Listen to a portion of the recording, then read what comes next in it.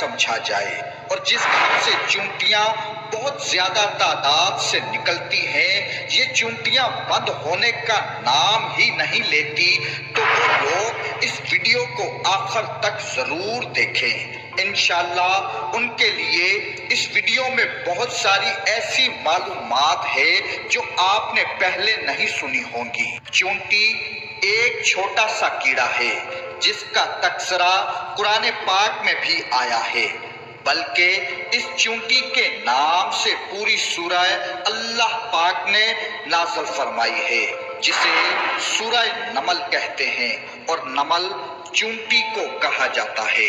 جس کے گھر میں چونٹیاں ہوتی ہیں تو اس کے گھر کے لوگ اکثر ان چونٹیوں کی وجہ سے پریشان ہو جاتے ہیں، اور طرح طرح کے ٹوٹکے استعمال کیے جاتے ہیں تاکہ گھر سے چونٹیوں کو بھگایا جا سکے۔ اور آج کی ہماری ویڈیو ان لوگوں کے لیے ہے جن کے گھر سے چونٹیاں نکلنا بند نہیں ہوتی، اور یہ حقیقت جاننے کے بعد جو آپ کو چونٹیوں کے ساتھ دشمنی ہے وہ بھی کم ہو جائے گی۔ اس حقیقت کو جاننے کے لیے ہم آپ کو حضرت سلیمان علیہ السلام اور ایک چونٹی کا واقعہ سناتے ہیں۔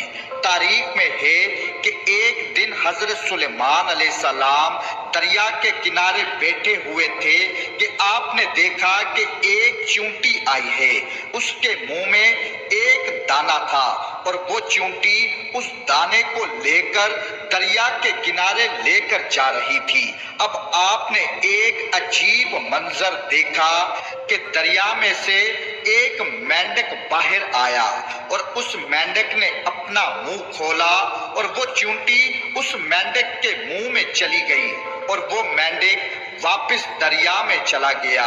یہ سب منظر اللہ کے نبی حضرت سلیمان علیہ السلام دیکھ رہے تھے۔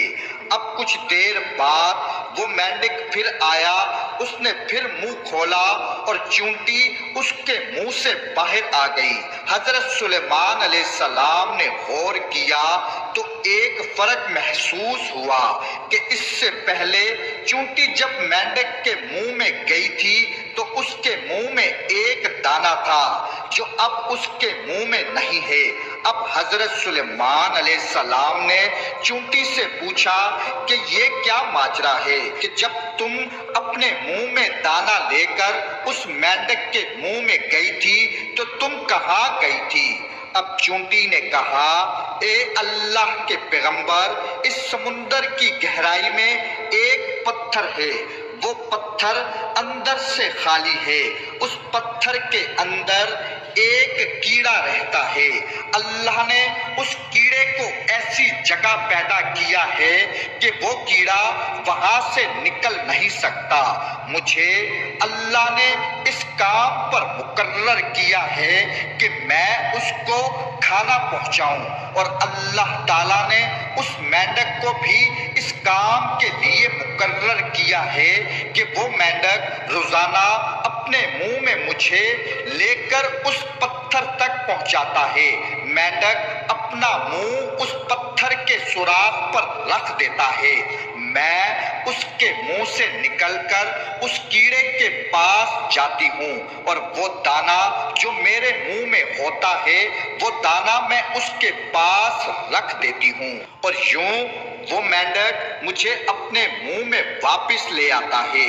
اب حضرت سلیمان علیہ السلام نے چونٹی سے فرمایا کہ جب تم اس کیڑے کے پاس اس کے لیے کھانا لے کر جاتی ہو تو وہ کیڑا کیا گفتگو کرتا ہے؟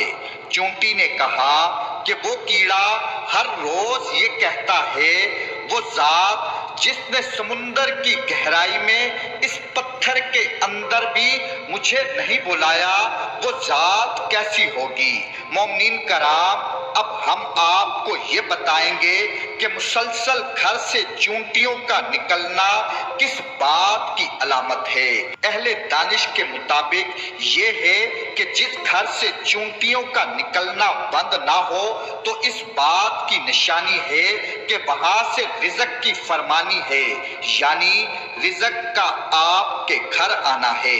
اور مومنین کرام، چونٹیوں کو بلا وجہ مارنا یہ بھی ایک ظلم ہے، کیونکہ یہ بھی اللہ تعالیٰ کی بنائی ہوئی مخلوق ہیں۔ اگر آپ کے گھر میں چونٹیاں بہت زیادہ ہیں اور آپ ان چونٹیوں کو ختم کرنا چاہتے ہیں تو ان کے لیے کوئی بھی زہریلا سپرے یا کیمیکل کا استعمال نہ کریں۔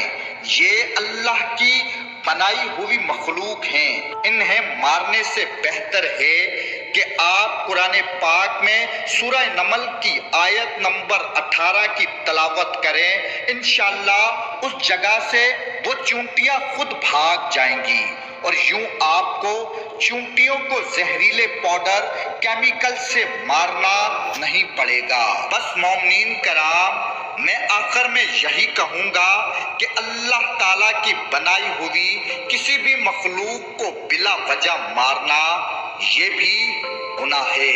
اللہم صلی علی محمد و آل محمد۔